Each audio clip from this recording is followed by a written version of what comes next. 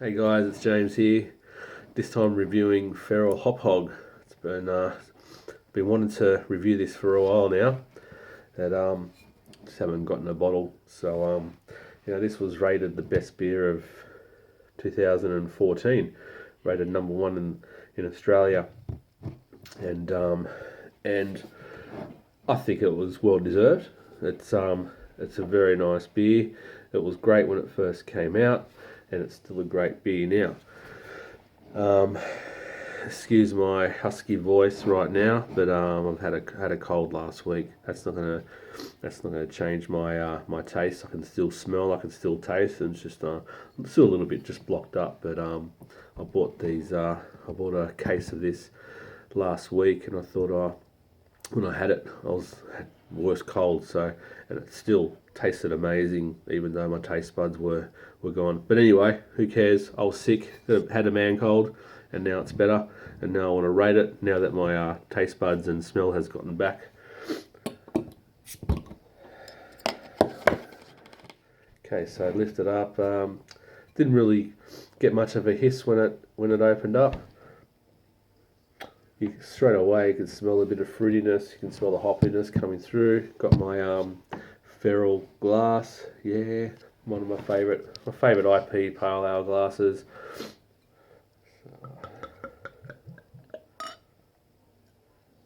So straight away you pour it. It pours quite thick and resinous. Like it just feels a bit candy-like when you're pouring it. In my opinion, it's quite thick when you're pouring it.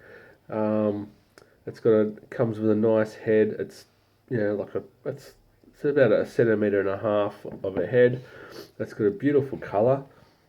And smelling it, and straight away you can just smell it coming off. The smell is coming out.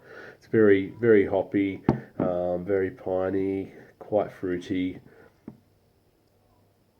tropical, pineapple, papaya kind of thing.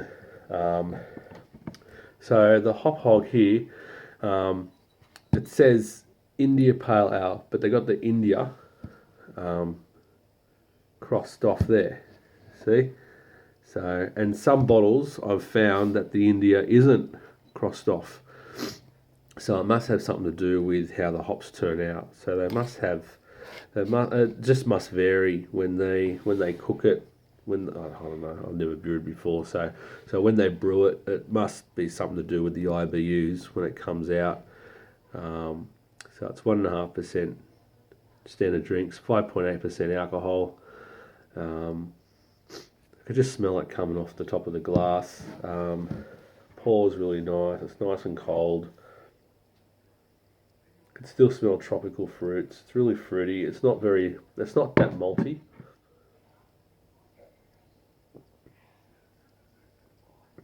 It's piney, pineapple, very bitter. This one's very bitter. Falls a bit thin in the back of your throat after it goes down, but it still gives you that lingering bitterness that wants to keep you coming back for more. And this is what makes this beer so nice. It's my favourite go tos. Whenever I just go to get Dan Murphy's, I'll just get a 4-pack of this.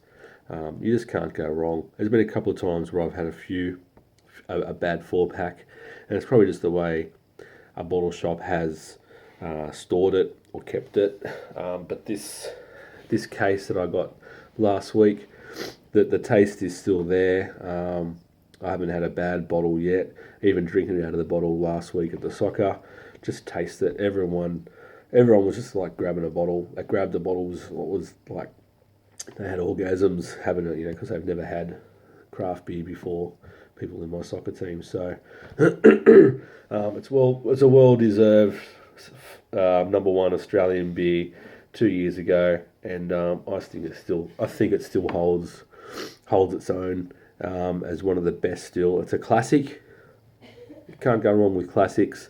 In my opinion, it's one of the best. Better than Copycat. When I first tasted Copycat, I thought Copycat was a little bit better. Of course, I wasn't really into that higher bitterness kind of flavors yet.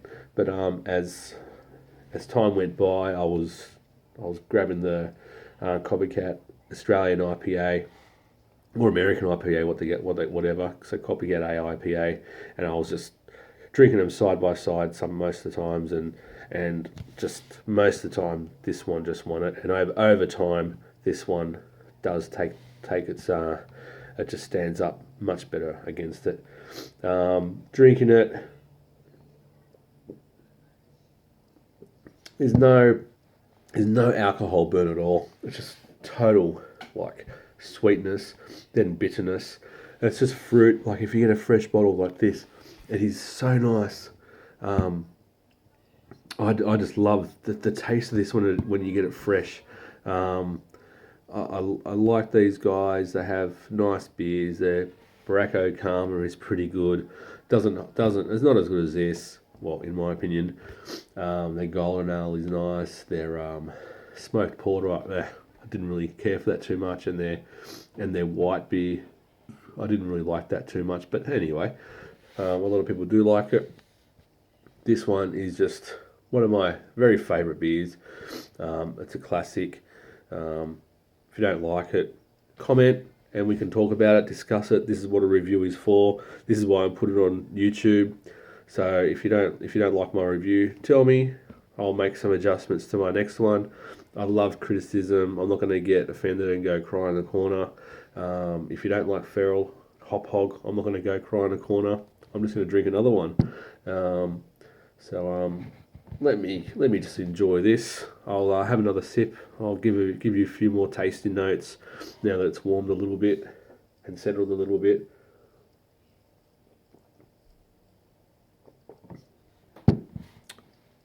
So now that it's settled a little bit, I think that the hops have just like died off a little bit, but who cares? It's still a very lush beer. The only beer that kind of compares to this is the Batch West Coast IPA, which I would love it if they brewed the Batch West Coast in these bottles. That would be really good, because I would definitely get a 4-pack of that and a 4-pack of this, and that'll do me for probably 2 weeks. Yeah, just love this beer. It's perfectly carbonated. You can see that the bubbles are going up very slowly. It's just a perfect beer if you get it fresh. Yeah, so if you haven't had this, grab it and enjoy it. You can just get it at any Dan Murphy's and Celebrations. I've seen it at BWS, and yeah, it's a decent price. All right, drink up, enjoy. See you next review.